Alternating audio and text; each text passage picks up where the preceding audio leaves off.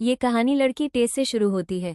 टेस उस घर पर पहुंचती है जिसे उसने ऑनलाइन बुक किया था। इंस्ट्रक्शन में लिखा था कि उसे लॉकबॉक्स के अंदर चाबियां मिलेंगी, लेकिन जब वो उसे खोलती है तो वो खाली पाता है।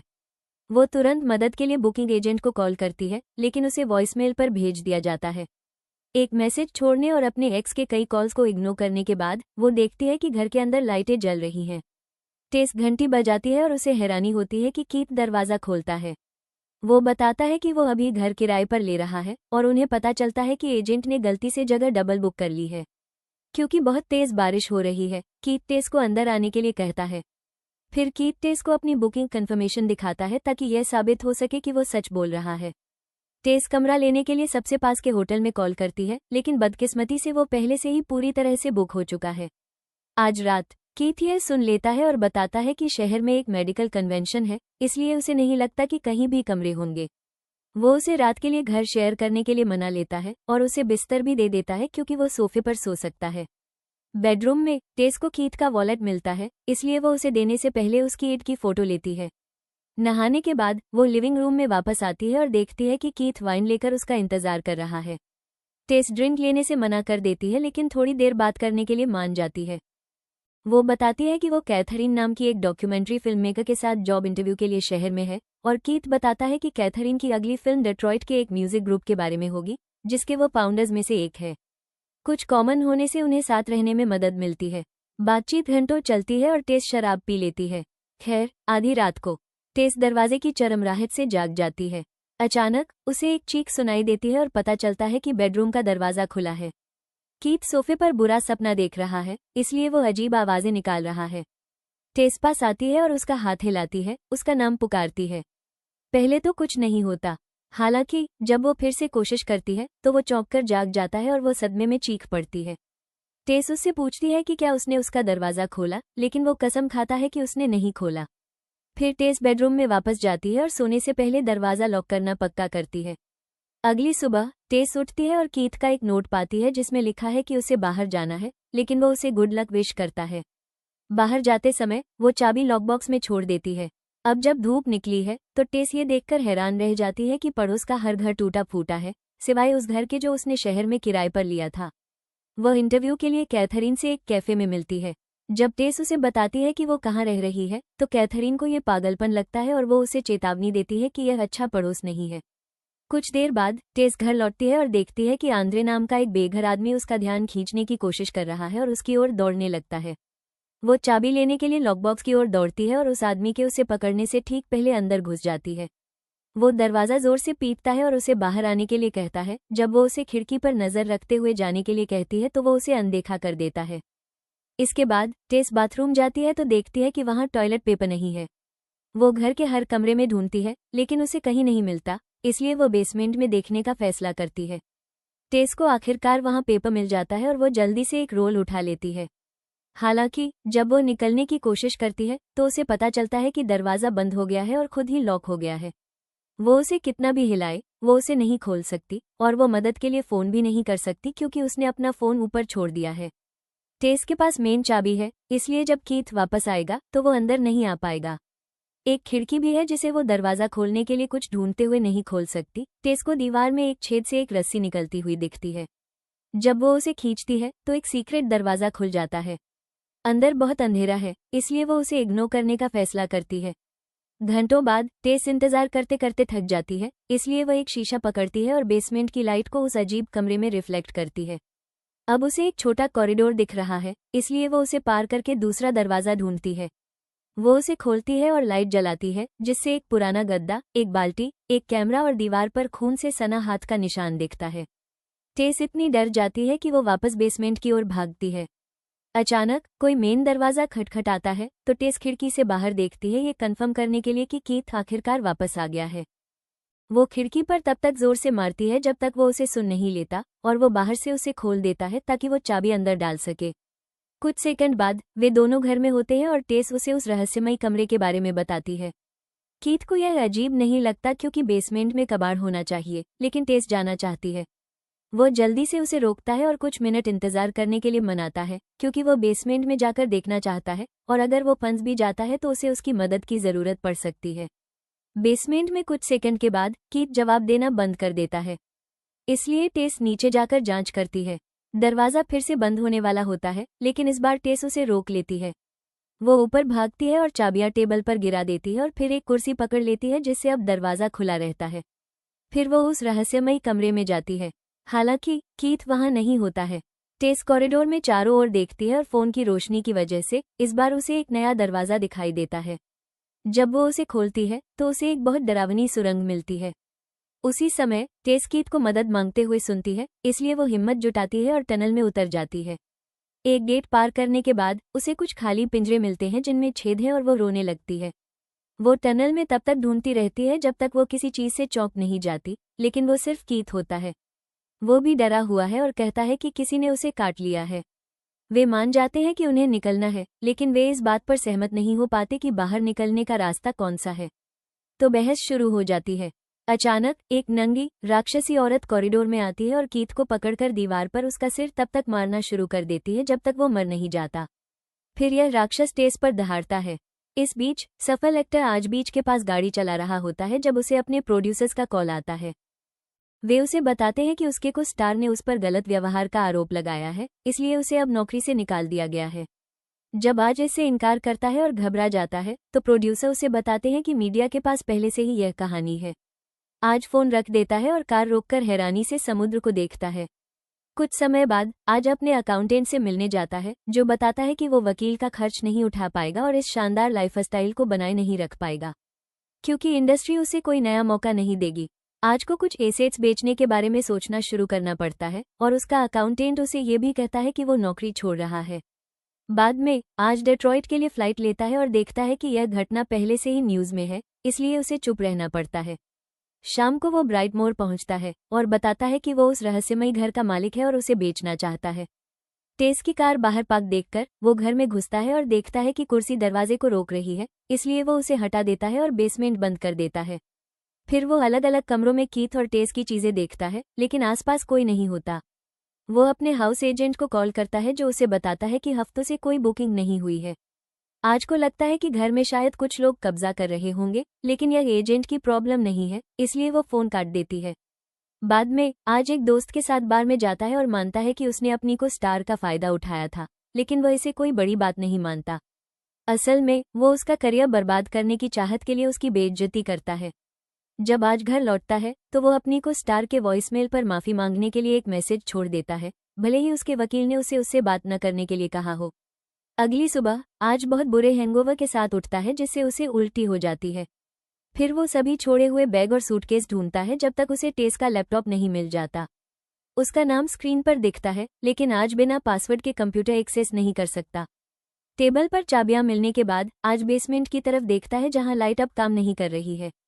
कोई जवाब नहीं देता, लेकिन जब वह आवाज लगाता है तो उसे एक आवाज सुनाई देती है, जिससे वो चौंक जाता है और उसे लगता है कि कब्जा करने वाले नीचे हैं। आज कपड़े पहनता है और बेसमेंट में उतरने से पहले एक चाकू और एक टॉर्च लेता है। जैसे ही वो आसपास देखता है, उसे एक और आवाज सुनाई देती है और उसे रस्सी मिलती है, इसलिए वो उसे खींचता है और छिपा हुआ दरवाजा ढूंढ लेता है। जल्द ही उसे वो डरावना कमरा मिल जाता है, लेकिन इससे वो और भी एक्साइटेड हो जाता है। आज लिविंग रूम में वापस आता है और यह जानने के लिए ऑनलाइन जानकारी सर्च करता है कि क्या अंडरग्राउंड जगहों से घर की वैल्यू बढ़ती है। उसे पता चलता है कि वो बेसमेंट को अलग से लिस्ट कर सकता है, इसलिए वह एक मेजरिंग टेप लेता है और सीक्रेट एरिया को मेजर करने के लिए नीचे भागता है। वह ऐसा करने के लिए बिस्तर भी हिला देता है, कमरे के मतलब से बिल्कुल भी परेशान नहीं होता। आखिरकार आज को दूसरा दरवाजा मिल जाता है और जब वो टनल देखता है तो वो और भी एक्साइटेड हो जाता है। वह मेजरमेंट लेता रहता है और तब तक नहीं रुकता जब तक उसे कुछ म्यूजिक सुनाई न दे। टनल के आखिर में एक लाइट है, इसलिए वो एक और कमरा ढूंढने के लिए उसके पीछे जाता है। उसमें बहुत बुरी बदबू आ रही है। फर्श पर पुराने कंबल बिछे हैं और एक छोटे टीवी पर एक माँ का वीडियो चल रहा है, जो बच्चे को दूध पिला रही है। अचानक नापने वाला टेप खींचने लगता है, तो आज उसे छोड़ देता है और उसे टनल में गायब होते देखता है। जब उसे एक अजीब आवाज सुनाई देती है तो वो तुरंत भागने लगता है। गलती से उसका पैर फिसल जाता है और टॉर्च गिर जाती है, जिससे वो खराब होने लगती है। रोशनी अभी भी इतनी थी कि आज मॉन्स्टर को आते हुए देख सके और वो उसके चेहरे पर गुर्राने के लिए काफी पास आ जाती है। आज फिर से भागता है, लेकिन आखिर में एक गड्ढे में गिर जाता है और उसके हाथ में चोट लग जाती है। जब वो जीव गड्ढे को ढक्कन से ढक देता है तो आज टेस से चौंक जाता है, जो उसका मुंह बंद कर देती है और उसे चुप रहने के लिए कहती है। 1982 का फ्लैशबैक दिखाता है कि पड़ोस कितना अच्छा हुआ करता था। घर असल में फ्रैंक का था, जो एक दिन घर पर बच्चे को जन्म देने के लिए किराने का सामान खरीदने किराने की दुकान गया था। जब उसके पास जरूरत की सभी चीजें आ गईं, तो उसने उन्हें ट्रंक में रख दिया और घर जाने के लिए तैयार हो गया। लेकिन उसी पल उसने एक खूबसूरत औरत को देखा। उसने उसके पीछे जाने का फैसला किया और उसके घर के बाहर गाड़ी पार्क कर दी। ये साफ था कि फ्रैंक पहली बार ऐसा नहीं कर रहा था, क्योंकि उसने अपने ट्रंक में एक भेस तैयार रखा था। उसने एक इलेक्ट्रीशियन होने का नाटक किया और महिला के घर पर दस्तक दी, कहा कि वो पड़ोस के हर घर की जांच कर रहा है क्योंकि कुछ कटौती हुई थी। महिला ने उसे अंदर आने दिया और फ्रैंक बाथरूम में घुस गया, जहां उसने घर के रास्ते में खिड़की का ताला खोला। फ्रैंक के पास उसके पड़ोसी ने संपर्क किया, जिसने उसे बताया कि वो अपना घर बेच रहा है क्योंकि पड़ोस नरक में जा रहा था। ये घोषणा करने के बाद कि वो कभी नहीं जाएगा, फ्रैंक सभी आपूर्ति को तहखाने में ले गया, जहां वर्तमान में एक महिला की चीख सुनी जा सकती थी। टेस ने एजे को प्राणी को परेशान करने से बचने के लिए शांत रहने के लिए कहा।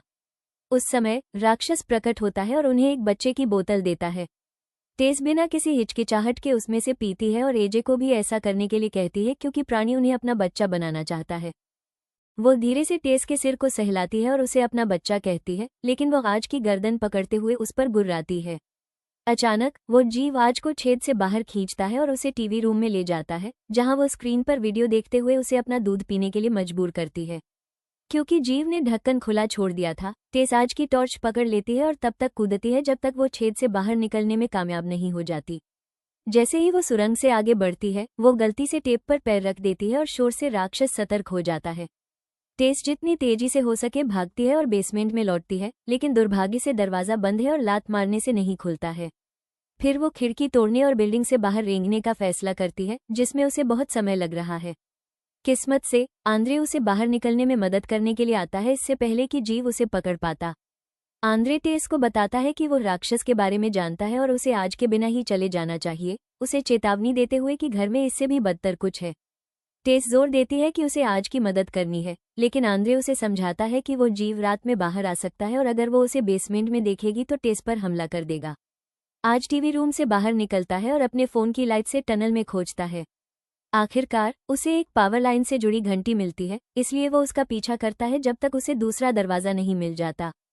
जीव जल्द ही उसके पीछे आता है, लेकिन जब वो उसे उस खास दरवाजे के पास खड़ा देखती है तो वो जल्दी से चली जाती है। फिर आज इस नए कमरे में आती है, जो कचरे से भरा है, लेकिन साथ ही कपड़े, फर्नीचर और एक बिस्तर पर एक और टीवी भी है। आज एक बुजुर्ग फ्रेंड को देखकर चौंक जाती है, जो पानी मांगने के लिए कुछ इशारे करता है। आज उसे बोतल देता है, लेकिन अगला इशारा समझ नहीं पाता, इसलिए वो बस नाइट टेबल को बिस्तर के पास ले आता है। फिर आज इधर उधर देखता रहता है और उसे पुराने VHS टेप का एक गुच्छा मिलता है। वो उन्हें देखता है और उन सभी औरतों की रिकॉर्डिंग पाता है जिनके साथ फ्रैंक ने उस बेसमेंट में गलत व्यवहार किया था। डरे हुए आज ने फ्रैंक पर चिल्लाना शुरू कर दिया, जिसने नाइट टेबल से एक बंदूक निकाली और खुद को डिलीट कर दिया। इस बीच टेस शहर छोड़कर सबसे पास के गैस स्टेशन जाता है, जहां वो पुलिस के आने पर 911 पर कॉल करने के लिए एक फ़ोन उधार लेता है। वो उन्हें घर ले जाती है और बताती है कि क्या हुआ था। हालांकि पुलिस उस पर विश्वास नहीं करती और बिना वारंट के बंद घर में घुसने से मना कर देती है, इसलिए वे चले जाते हैं। हताश टेस घर में वापस जाने और अपनी चाबियां लेने के लिए लिविंग रूम की खिड़की तोड़ देती है। जब वो अपनी कार में बैठती है तो राक्षस गुर्राते हुए बिल्डिंग से बाहर आता है, इसलिए टेस तेजी से गाड़ी बढ़ाती है और उसे बार बार दीवार से टकराती है जब तक कि वो जीव बेहोश नहीं हो जाता। जैसे ही टेस वापस अंदर जाती है, आज बंदूक पकड़ता है और कमरे से बाहर निकल जाता है। वो टनल में किसी चीज से चौंक जाता है और गोली चला देता है, तभी उसे पता चलता है कि उसने टेस के कूल्हे में गोली मार दी है। आज उसे तुरंत घर से बाहर ले जाता है और वे देखते हैं कि वो जीव चला गया है। क्योंकि आज ने टनल में अपनी चाबियां खो दी थी, इसलिए दोनों भाग जाते हैं जब तक उन्हें आंद्रे नहीं मिल जाता, जो उन्हें अपने ठिकाने पर लाता है और कहानी बताता है। फ्रैंक एक सीरियल अब्यूजर था जो कभी पड़ोस से बाहर नहीं जाता था और अपने सभी पीड़ितों को प्रेग्नेंट करने के लिए बेसमेंट में ले जाता था। फिर उसने बच्चों को भी प्रेग्नेंट करना शुरू कर दिया, एक कॉपी की एक कॉपी बनाते हुए। ये जीव इस सब इनब्रीडिंग का नतीजा है। वह बेसमेंट में पैदा हुई थी और 40 साल से वहीं रह रही है। आज टेस की मदद करने के लिए बेताब है, क्योंकि वो साबित करना चाहता है कि वो बुरा आदमी नहीं है और हर उस इंसान के साथ चीजें ठीक करना चाहता है जिसे उसने चोट पहुंचाई है। हालांकि आंद्रे चाहता है कि वे सूरज निकलने तक छिपे रहें, ये कहते हुए कि वे वहां सुरक्षित हैं क्योंकि मॉन्स्टर कभी उसके ठिकाने में नहीं आया। अचानक वो जीव कमरे में घुसता है और आंद्रे को पकड़ लेता है। वो उसका हाथ काट देती है और उससे पीट पीट कर उसे मार डालती है। टेस और आज तुरंत भाग जाते हैं, लेकिन कांटेदार तार की वजह से वे बाड़ के ऊपर से नहीं कूद पाते। वे पानी के टावर की सीढ़ियां चढ़ते हैं और जब वे ऊपर पहुंचते हैं तो आज बंदूक निकाल लेता है, लेकिन गलती से वो गिर जाती है, इसलिए वो तय करता है कि जब तक वो भागेगा टेस उसका ध्यान भटकाएगी। जब वो जीव ऊपर के 2 टावरों पर पहुंचता है तो आज टेस के बाल पकड़कर उसे टावर से नीचे फेंक देता है और मॉन्स्टर से कहता है कि वो उसका बच्चा ले आए। वह जीव तुरंत कूद जाता है और वो आखिरी चीज होती है जिसे टेस देखती है। कुछ सेकंड बाद आज नीचे देखता है और जमीन पर लाशें देखता है। वो नीचे आता है और आखिर में बाड़ में छेद ढूंढ लेता है ताकि वो बाहर निकल सके। वो अपनी बंदूक उठाता है और लाशों को करीब से देखता है, तभी उसे पता चलता है कि टेस जिंदा है। पता चलता है कि उस जीव ने ढाल का काम किया था और उसकी लैंडिंग को सहारा दिया था। आज टेस से अपने धोखे के लिए माफी मांगता है और कहता है कि वो घबरा गया था। जब वो टेस को हिलने में मदद करता है तो वो जीव जाग जाता है और उसे पकड़ लेता है, अपने अंगूठे उसकी आंखों में दबाता है और फिर उसका सिर 2 टुकड़ों में काट देता है। इसके बाद मॉन्स्टर कुछ दुख भरी आवाजें निकालता है क्योंकि वो टेस को घायल देखती है लेकिन उसकी मदद नहीं कर पाती। टेस बंदूक उठाती है और उस जीव पर तान देती है, जो उसे बेबी कहकर जवाब देता है और अपना माथा छूता है। टेस फिर भी उसे मारने के लिए उसके सिर में गोली मार देती है और आखिर में वहां से निकल जाती है।